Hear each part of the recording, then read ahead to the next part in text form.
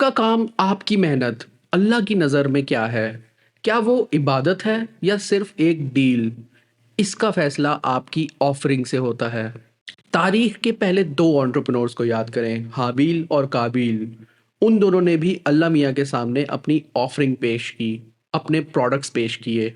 हाबिल ने अपना बेस्ट दिया क्योंकि उसका माइंडसेट एक्सीलेंस और शुक्र का था, और काबिल ने अपना वर्स्ट दिया क्योंकि उसका माइंडसेट एंटाइटलमेंट और मीडियोक्रिटी का था। और जब हाबिल अलैहिस्सलाम की ऑफरिंग कबूल हुई तो काबिल ने क्या किया? उसने अपने कंपटीशन को ही लिक्विडेट कर दिया। ये तारीख का पहला कत्ल दरअसल पहला कॉर्पोरेट क्राइम था, जहां ग्रीड ने ग्रेटिट्यूड को कत्ल कर दिया। तो आज इसी आईने में आप अपने आप को देखें। क्या आप हाबिल की तरह प्रीमियम प्रोडक्ट दे रहे हैं या काबिल की तरह सिर्फ काम चला रहे हैं?